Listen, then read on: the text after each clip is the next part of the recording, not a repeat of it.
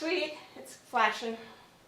So once I get back to the office, I will get the recording for the class up. We did not get a recording for the first week of class because this room didn't record.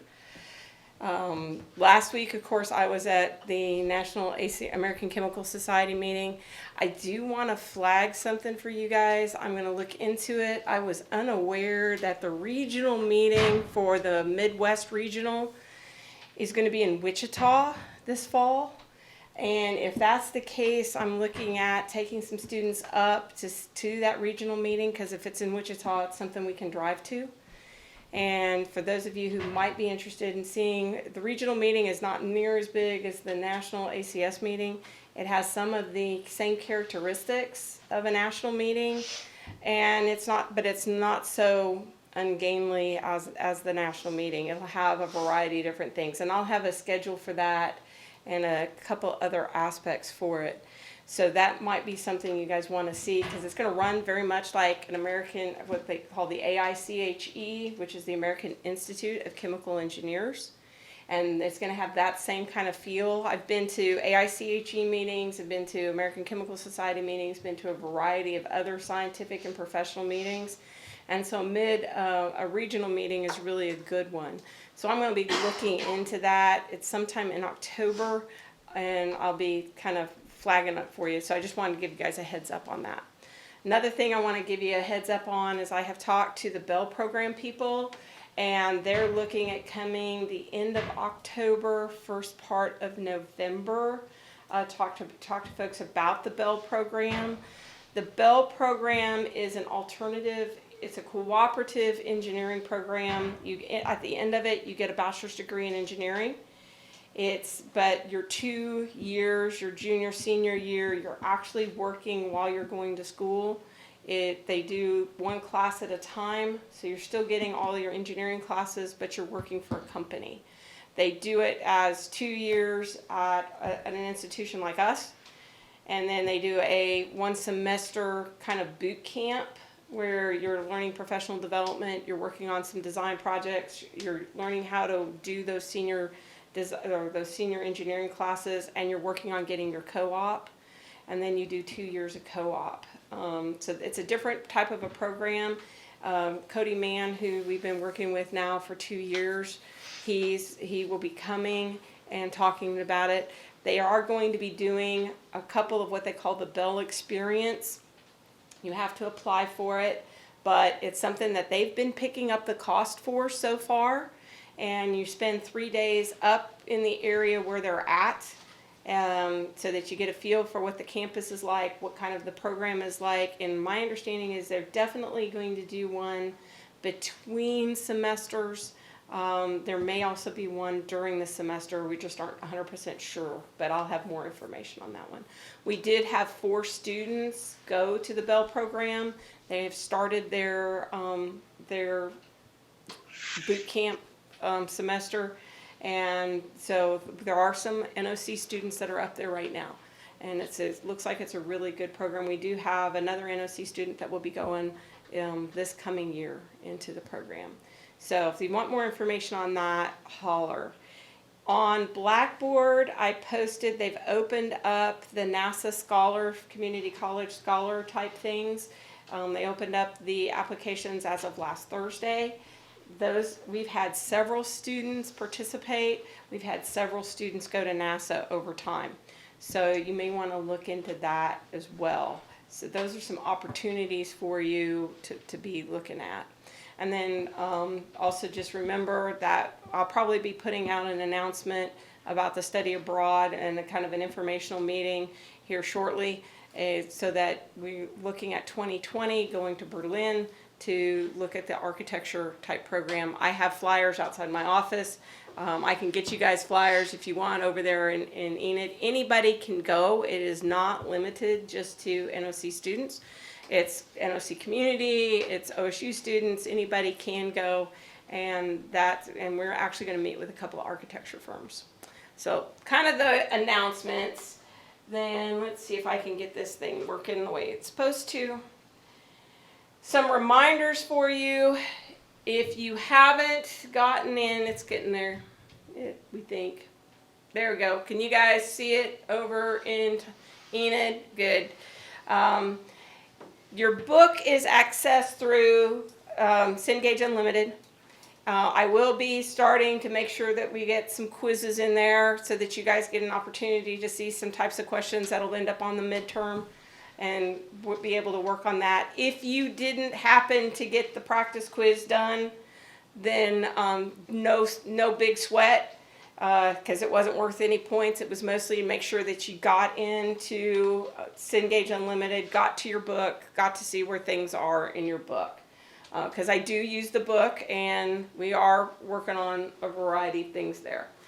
Then the week one assignments, just remember each week I will post expectations. I didn't post them last week because the expectations were primarily in week one and I wasn't here, but you want to make sure you've got your course materials by now. You wanted to complete that career assessment assignment. Did anybody get a big surprise by doing that? Was the surprise more about the career choice or name, or was it more about the skill set?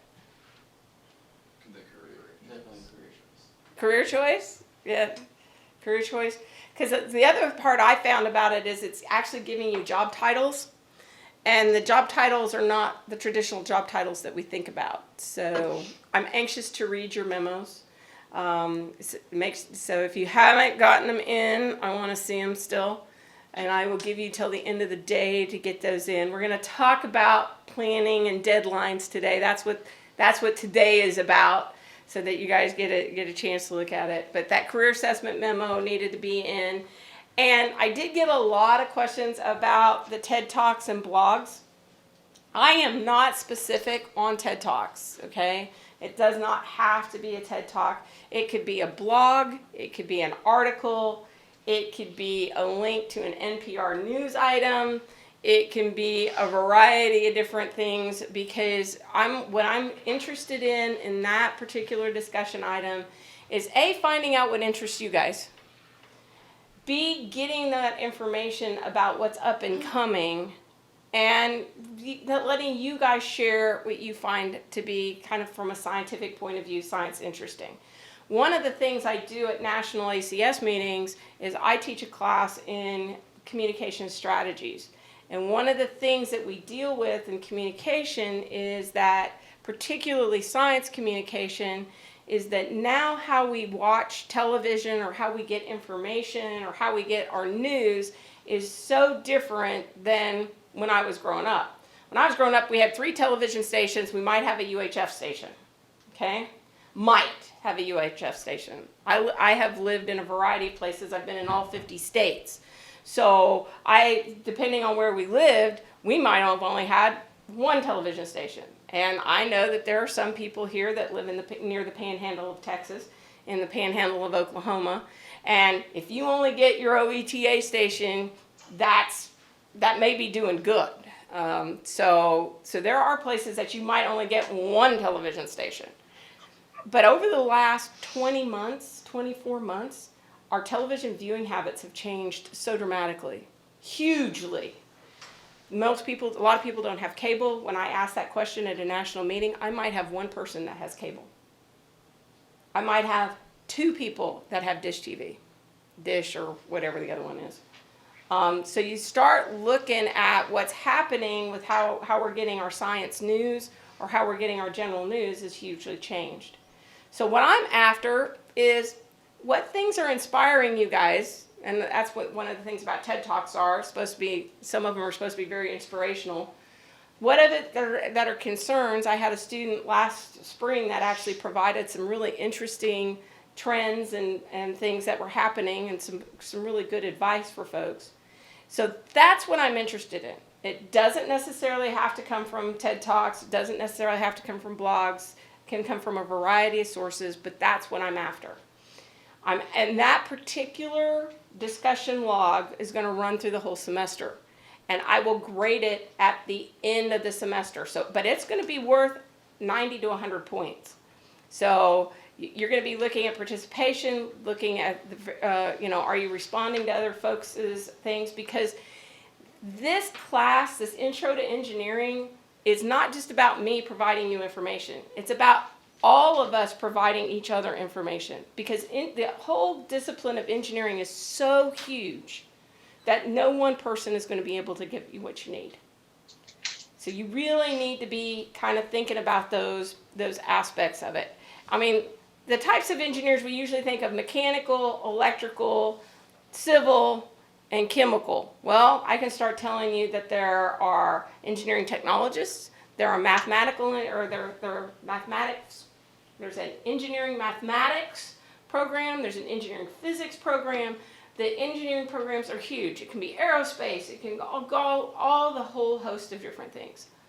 So those 4 traditional ones, yeah, that just kind of gets you big boxes, but they can actually go all the way down into other boxes there. So that's what that one is. So if you haven't been on that particular discussion topic, and I can tell that a lot of you haven't, because if I go to the discussion board, there have only been about 25 posts, okay? And you're supposed to post your own one, and then you're supposed to respond to somebody else's post. So it's in there. You need to be getting those posts in. The second one is the book review. The book review is due November 12th, all right? First come, first serve. I've already told somebody that they need to go pick another one because somebody's already chosen it. The book list is extensive. There is a variety of books on the book list. So yeah. Where is the list? It's right here. Actually, I think it's in class resources. Yep. Okay. Class resources, there's the book list. Like I said, it's pretty extensive. Is that where our detailed assignment kind of is on there? No, I'll show you what that is in just a second. Yeah, the big part of this is getting your book picked. So that way you have plenty of time to read it. And it's a variety. I mean, there is a list. And I will accept other books if you sell it to me. Although I will not accept any other Stephen King book that's not listed, and I will not accept any other Michael Crichton book that's not listed. Okay? Those are the 2 that I am not accepting, because I have chosen the particular Stephen King books and Michael Crichton books for a reason, and I have read all of Michael Crichton's books. I have read most of Stephen King's books. So I have picked the ones that are in there for a specific reason. So those are the only 2 authors that you can't sell me on another book. Okay? So there's a bunch. There are a bunch there. All right. And let's go back up here. Also in class resources, here are the 2 templates for one is in Word and one is in Google for the memos. Right? Okay. So that was the expectations for week 1. And if you didn't get in to get that practice quiz, don't sweat it. I'm going to go in and check to see why it wouldn't let somebody come in late. Because you should be able to go back and always see, if I have assigned a quiz, you should be able to go back and see all the questions for studying for the midterm exams. So that's really what that was my concern there. It didn't let me get in there either. Yeah, so I've got to figure out why. That's one of the things that arrived. Then also you should have done a memo for chapter 1. And that chapter 1 is, what's the difference between a profession and a job? That's a big critical thing when we're professionals, that it's different between going to work at Burger King or Taco Bell. That's a job. A profession is kind of a life's work. And so that's why I wanted that one in there. Again, if you haven't gotten that one in, because I know that there was some people joining the class late from the first week, I will accept it as long as it's in by midnight tonight. I will still accept it. Okay, so if you didn't get your memo for chapter 1, I will accept it by midnight tonight. I prefer memos either emailed or uploaded into Blackboard, because if anybody's been in my office, you see how much paper's in my office. I would prefer not to have more paper in my office, because I have a tendency to lose it. So I want to make sure that that's in there. It What? did on on Blackboard it said due September 10th. Oh, it did say September 10th? Yes. Good. Well, then that's due September 10th. Okay. Good. I couldn't find like the memo format that you just showed us. I was like, I don't know what the fuck. Yeah, class resources. That helps. Class resources. Yeah. And it's a template, so you can go in and plug in and use it. Yeah. Well, it's like but you know what, like spacing, like just like single spacing, like 1.1, like I don't really know what to. I'm not worrying about spacing. That I'm not being picky. I'm not being picky on that at all. Okay. So just Yeah. Just I'm trying to keep it to one page. Usually you'll put a space between paragraphs. I'm not doing double space. That's not a big issue. Keep your font between the 9 and 12. Just makes it a little easier to read. But right now it's just more about getting the paragraphs in. Okay? All right. So I did say September 10th. Good, because I couldn't remember. I couldn't remember if it was due today or September 10th. So that's good. Glad somebody keeps me honest. So we're good with the midnight thing? Dr. Woodland. Doesn't have to be done tonight. Although you might want to get it done so you get it done, right? I mean, the sooner you get stuff done, the less likely, A, you're going to forget it, right? That's the big part, right? Forgetting it. B, then you'll have to worry about it, right? You don't have to worry about it. Get it done. All right, so this week's expectation is Dr. Woodbine. we're going to cover chapter 2 today. If you haven't read chapter 2 already, I suggest you do so. Hello. I will tell you chapter 2 in the book is a little more generic in terms of making that transition, but it does have some really good things about study habits, good things about time management, and we're actually going to talk about time management. Then you want to, on the discussion board, there are 2 discussion boards that are up this week. One is on time management and one is on study habits. Time management is huge, right? If you end up as a consulting engineer somewhere down the road, you are likely to have 10 to 15 projects working at any given time. So time management becomes a big deal. You guys are starting to experience time management in college because A, you're not going to the class every day. You're only meeting this class once a week. So you got to remember at 7:30 on Tuesdays, you got to come to this class. So that's a time issue in and of itself. And then how many different assignments do you have, different project due dates, all of those things, and how are you going to manage that time so that you still can, A, sleep. For those of you who are athletes, sleep is a good thing, right? And trying to figure out how you're going to fit that in with practice in and of itself. B, it's how are you going to get those big projects so that you're not cramming at the last minute. And how are you going to provide enough time to give yourself some review time, how you're going to be able to do those pieces. So some of that's study habits, some of that's time management. So I've got a couple of things that are in there on the 2 blogs posting. So if I go back here, I want to make sure so that you aren't all doing it Monday night and trying to respond to somebody's Monday night. Your first post to the discussion groups are due by like Thursday, so that you can get those discussion threads started, because nothing's more frustrating than knowing that you have to respond to somebody's discussion thread and there isn't a discussion thread to respond to. So get those first ones in by Thursday on what's a good study habit or a time management habit that you've picked up or that you found on the internet, or there are a ton of study habit guides out there.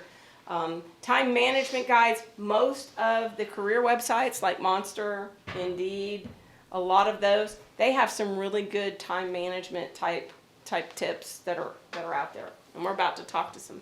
Yeah. Dr. Woodblack, can you hear us? It depends on what you're replying to. Like, that's a good idea, or I'm going to try that. That may be fine. Some may be a little bit more detailed. Like, I've heard that this one doesn't work because of XYZ. Is it the same thing for posting, like why you wanted to post it? Or? Well, why you wanted to post it is I found this one and I like this idea. Just a little bit more than here's the link. So it doesn't have to be like a paragraph? No, it doesn't have to be like a paragraph. And part of that is you got to use judgment. I would suggest everybody start working in complete sentences. It's good practice. Right? It's good practice. And there are some tools out there that help you, because nobody, if you're responding to a potential employer on certain things and they're actually looking at what things that you've got, good grammar helps. And there are some nice grammar extenders out there. Word has some good grammar, not the best, because I fight with one. I pay for a service for grammar service because I write a lot of stuff. So I pay for Grammarly, but there's a free Grammarly as well. So Grammarly is one, but I will tell you, I fight the Oxford comma with most grammar checkers. I fight the Oxford comma. There are those of us that sit with the Oxford comma.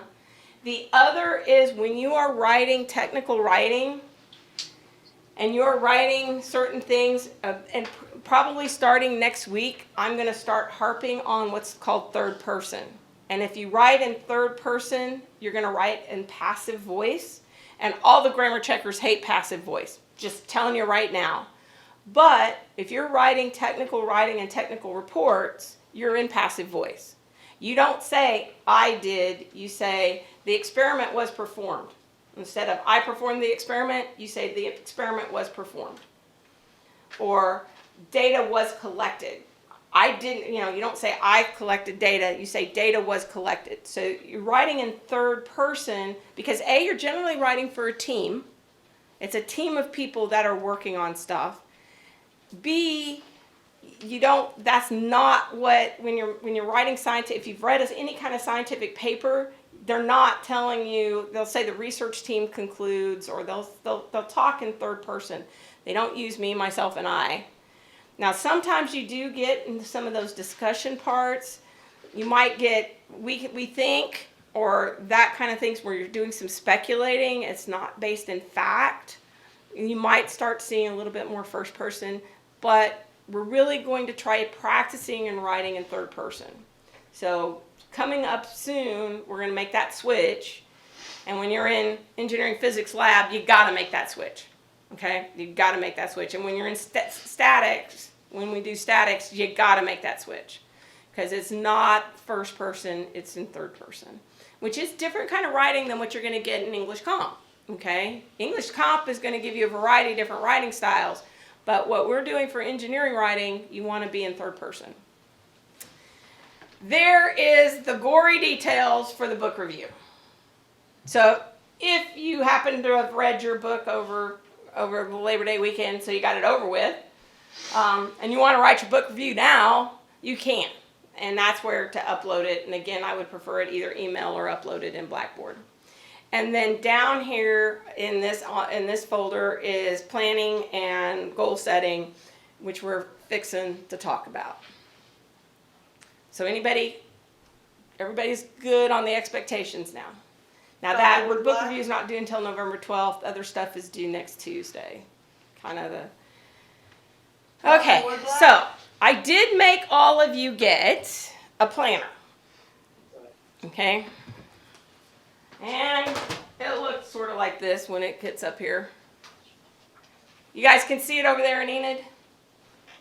Good. Yes. All right. Good. So it's a planner. In this planner, the reason I have chosen it is because it does planning 3 ways. It's going to give you a monthly planner, it'll give you a weekly planner, it'll give you a daily planner. How I am going to do this, towards the end of the semester, I'm going to say, I want to see your planner. Now, first of all, it's your planner. I am not going to be grading your planner on what you wrote in it. I'm going to be grading your planner on, did you use it? Were you disciplined about using it?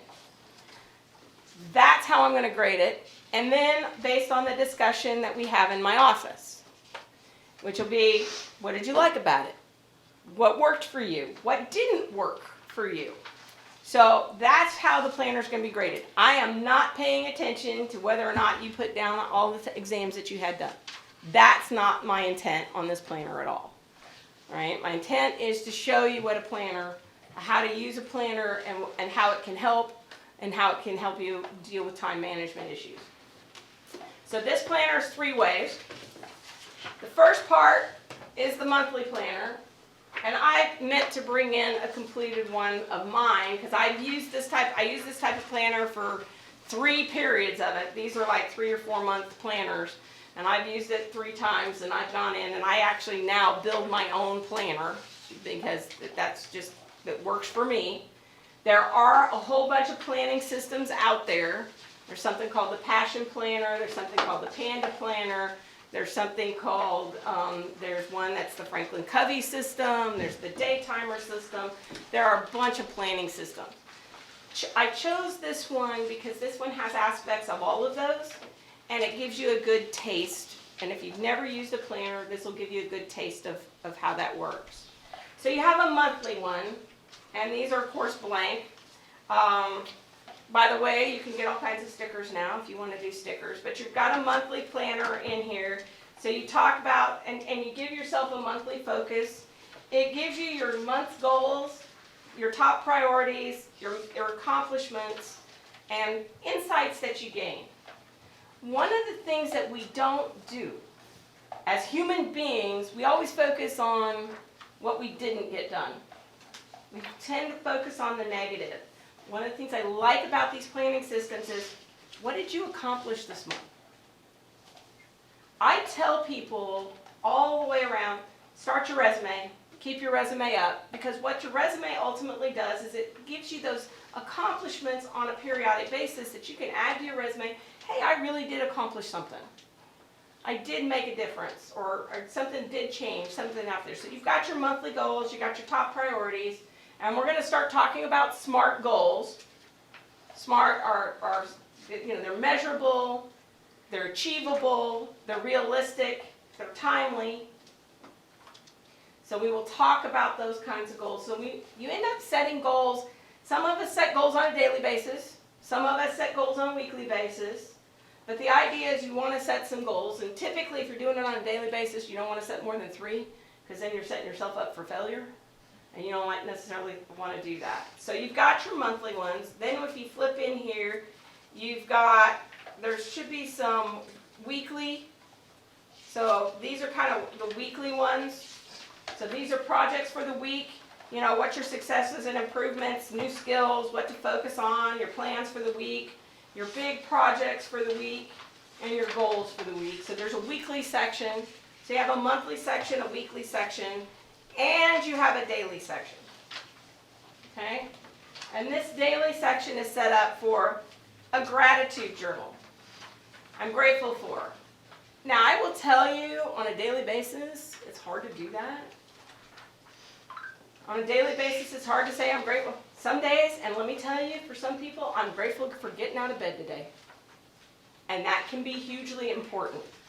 Okay? It can be hugely important. Or I'm grateful that I got up and I walked. At my house, if I don't get up and walk first thing in the morning, I have a puppy who's bounding off the bed. So there's a reason to be grateful for that, right? And the studies are showing that doing this self-reflection for gratitude and self-improvement really helps, be more positive, helps you in a lot of different ways. So that grateful for stuff, and it can be as simple as I got out of bed today. I mean, really, truly can be as simple as that.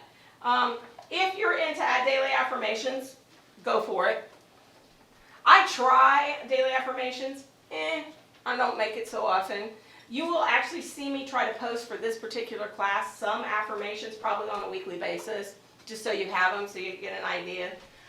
Could be positive quotes, right? Could be positive quotes. Things like, whether you succeed or fail, if you tell yourself you're going to succeed, if you tell yourself you're going to fail, you're probably right. Because if you tell yourself you're fail, you're definitely going to read right. Then your top priorities for the day, your to-do list, anything that are special in there. So again, what I'm looking for is that you've tried it and used it. All aspects of it, the weekly, daily, monthly, because it really will help you start lining out for time management. When I was a consulting engineer working, I had to keep a planner that was on 15-minute increments for billing purposes. So I would actually carry two planners. One is a planner to actually plan forward, and one as a daytime time checker, because you'll have both aspects of it. So you will have both aspects of it. The other piece I want to focus on is a goal page. Okay? And this is one of those things I want everybody to turn in. Your grade on this is, did you do it? And is it reasonably complete? Okay? So over the course of the next 5 days, what I want you to do is I want you to think about a goal page. Now this goal page is kind of interesting. I've taken this one from the Passion Planner because I thought it was a very simple goal setting page. All right, in the middle of your page, what you'll end up doing is your big goal. And right now, for some of you, your big goal is to graduate. Okay? Your big goal is to graduate, which is a longer term goal. It's at least two to 4 years, depending on which plan you're looking at. Could be 5 years if you're in some engineering groups. Could be 5 years. It could be, but that could be your big goal. All right? That may not be your big goal. Your big goal may be, I want to go out and be a professional, whatever. Okay? But this is your big goal, and a lot of people refer to these as BHAGs. All right? Big, hairy, you know what, goals. Right? But that's your big goal. And it could be, so you're going to want to spend a little bit of time thinking about it. The other thing you want to do on this page is you're going to divide it up. Okay? You're going to divide it up. And this is like your month. And this is like your 6 month. This is like your 1 year. And this is your 1 to 5 year plan up here.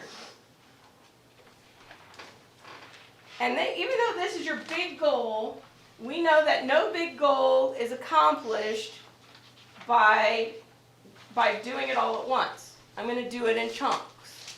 Okay? And this BHAG right here could be more than one goal. Could be one goal is to graduate. Could be another goal is, a lot of people set goals 4 ways, right? You've got kind of your work-life goal, which for most of you will be your school goal. You got your work-life goal. You might have a physical goal, okay? Might have a physical goal. You might have a spiritual goal, depending on where you're at. But you usually also have an emotional goal. So you usually are working on more than just one goal. So you may put more than one goal up here. And so on your monthly goal, if I'm looking at it and I'm looking at, I want to run a 5K, okay?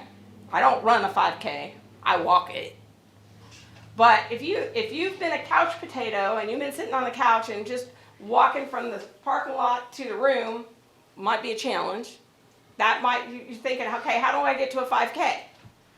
And those of us, I was a couch potato, trying to get to a 5K was a challenge. So you get up and walk for 5 minutes a day.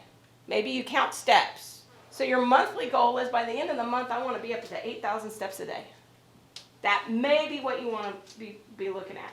But by the end of 6 months, I want to be able to do that 5K. But by the end of the year, I want to be able to do that 5K in 10-minute miles. So you can see how you change your goal based on the time frame that you're in. On my monthly goals, if I'm thinking school-wise, right, and my 6-month goals, I'm thinking school-wise, okay, my 6 months I want to get all A's in all my classes. Well, how am I going to do that? My monthly goal, I got to get those 3 projects done this month. I want to get those off my plate, so that's being done, and so I can move those goals there. This kind of a 1-page planning sheet really does help. And you could draw pictures on it. Some of you are visual, some of you aren't visual. You can do a lot of different things there. So what I want is a copy of your goal page submitted. You can take a picture of it. You can photocopy it. I will get it back to you if you hand me in the hard copy. But again, your grade is going to be based on did you do it and did you put some thought into it. Because once you've done this, then you can start putting in your planner some things about, all right, at the end of this month, I really want to be able to do this. At the end of this month, or the end of this semester, I really want to be able to do this. That's going to help you with how you're going to set those daily goals in order to get to this big, huge goal. And I'll tell you, I do goal setting monthly, and I do goal setting like once every 6 months. Because the other thing about a goal is that you've written it down. Most of us have goals and we never write them down. One of the biggest ways to achieve your goal is to write it down. Second thing they tell you is to tell somebody. They tell you to tell somebody. Third one is to get an accountability partner. Okay? So first one is to write it down. Second one is to tell somebody. Okay, publicize it and tell somebody. The third one is to get an accountability partner. And that accountability partner is somebody who's going to ask you, well, how did you progress on that this week? Or how are you doing on that? Because a lot of us do little things every day and we can't figure out, you don't necessarily see your progress, but to have that accountability partner can say, well, did you go out and if you're trying to bench press 300 pounds, I don't even know if that's reasonable. I certainly couldn't do it. But if you're trying to bench 300 pounds and, you're only making 5 pounds a week or something and you're not making a whole, but your accountability partner says, well, what did you do today to help do that? What did you do about your diet? What did you do about your cross training? What did you do about this, that, and the other? Those are things that can be out there. And that accountability partner, I'm telling you, doesn't necessarily have to be a person. Doesn't necessarily have to be an actual person. I definitely have a walking accountability partner. He has 4 legs. He's 5 months old. And he tells me when he hasn't gone on his walk, he tells me. So depending on what the thing is, your accountability partner may not necessarily be a human being. And I know there are also apps out there. There's some really good bots. If you have, if you're concerned, there's some really good bots that can be great accountability partners. A lot of different apps for different things. So questions? Yeah. So do you want a hard copy of this or an email? Email's fine. You can take a picture and send it to me. That's actually the easiest for most of you. That way you guys have your own. It's just take a picture of it, email me. So you wanna do by Next next class time. Tuesday? But really take some time and think about it. This is one of those that, if you're eating breakfast, ponder it. Now, most of us have a good thinking time of day, right? That we ponder. I took a leadership workshop that was paid for by my company at the time, and was from the Gallup Institute. Everybody knows Gallup and the Gallup polls and stuff. Well, they also have a leadership institute. It's really a powerful thing. They actually tell you to put in your weekly planner time to just sit and think. Block it out, time to sit and think. And be really, really guarding of that time. Because most of us, we get busy and we say, no, that time, that reflection time is something that today's society has eliminated. Used to, when we weren't attached to your phone, most of us will have downtime and we'll go straight to our phone, go to our Facebook, go to our Instagram, or whatever it is these days, and are looking at that versus going for a variety. Hang on. Yes, ma'am. Yeah. Oh, well, we're fine. It looks fine. I toned it down. No, I could hear you. They can't hear me? Oh, they're waving at me. Can you hear us? Yeah, I can hear you. Okay, sorry, but we were trying to ask questions earlier. Ah, I was okay. yelling into the mic several times during during a little break there. And Okay. we thought you couldn't hear us. Well, I can hear you now. Oh, okay, maybe they fixed it. We have a question. Okay, all right. This is from like quite a bit earlier. Okay, all right, but bye. It has something to do with the. Okay, what's the quizzes. question? Let me pull it back up. I was able to do the practice quizzes, and Uh-huh.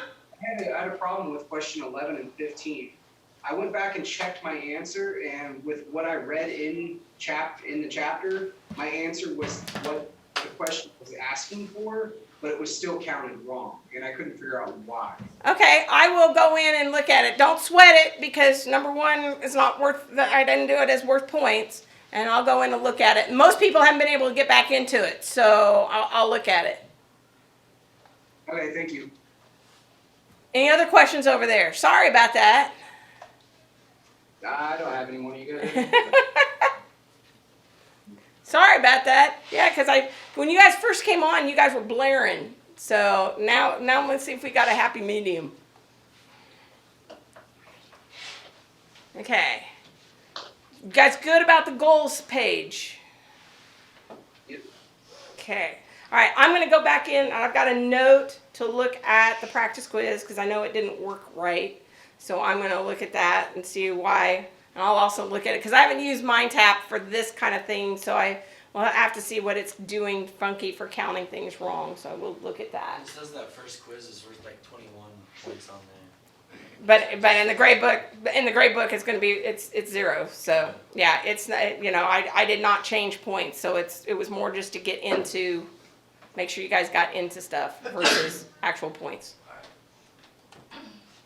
Okay. All right. So one of the other tidbits, just from a goal setting, time management point of view, the book is focusing on study habits on this one. Rule of thumb, if you're in a 3-hour class, you're supposed to be spending, actually it doesn't matter what class you're in, but if you think about 15 credit hours for a semester, rule of thumb is for every 1 hour in class, you're supposed to be spending 3 hours outside in some sort of study time.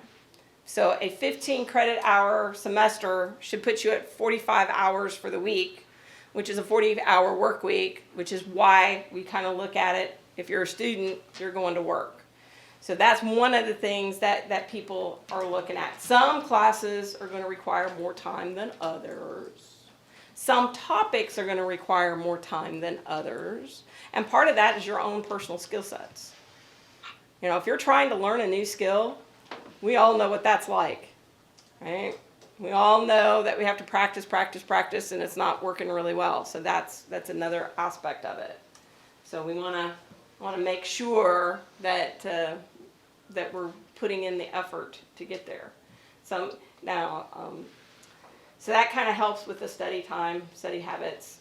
Talked about goal setting. Oh, I was talking about that reflection time that you need. We eliminate it in our daily lives right now. So when you're doing this exercise, you want to make sure that you give yourself a little bit of reflection time on it. And depends on what time of day. Some of you are night owls, some of you are morning people, some of you are middle of the day people. I happen to be a morning person. So, all right, other questions, because we are about done here. Everybody know what they're supposed to be working on. Okay, you guys good over there in Enid? Yeah. Okay. Yeah. And if you have questions, I'm in my office on Fridays. Or catch me, just so you guys know, my class is in 102 at 8 o'clock, and my other class at 12:30 is in 110. So if you wanted to catch me before or after class, that's the best time to do it over there. Alrighty. And you guys all signed in, right? If you didn't, the sign-in sheet's right there. Dr. Woodblock, Yeah. you need a sign-in sheet for this class in Enid? Would you please, for at least the first couple weeks? Oh, no problem. Thanks. With 4 after this, it's easy, but until I get everybody's names in, we'll keep it going.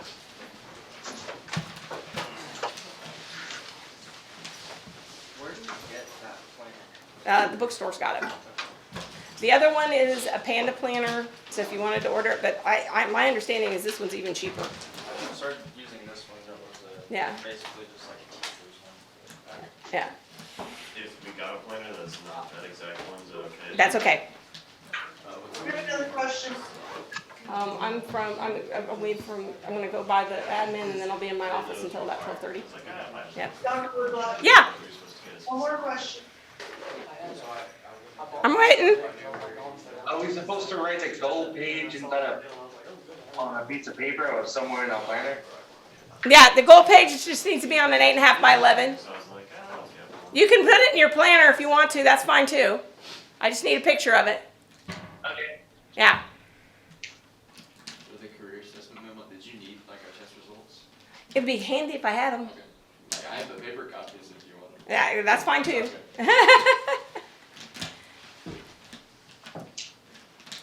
You probably got 2 emails from me. Yeah. There's one, I wrote a memo and I sent it to you, and then I went and looked at the. And then you also said disregard first memo? Yes. Got yes, I had the format, I looked at the format, I was like, I did that way wrong, so I went ahead and redid it. And Okay. I did the other one, and I sent both pictures to you. I sent it twice. That's not, no problem. So, okay, the second one I did say in there, I was like, I'm sorry, Not Okay. a problem. Alrighty, thank you. Not a problem. Is there a class code for the engineering book on Yeah. page? Yep. It's under syllabus.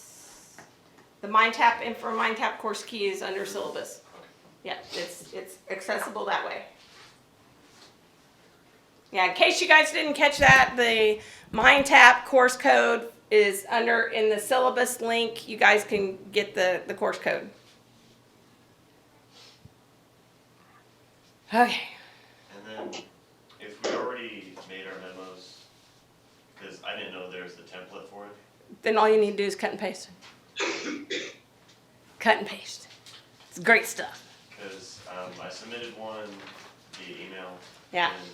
Because I thought we had a hard copy of them, so I had a hard copy of the first one. And then, I'll take hard copy. I'm not gonna make people, but my preference is email. well, I can just email it then. Yeah, that's fine. But you can also give me hard copy if you wanna. Oh, I didn't talk about timeliness. I'll have to add that for next week. Have to add that for next week.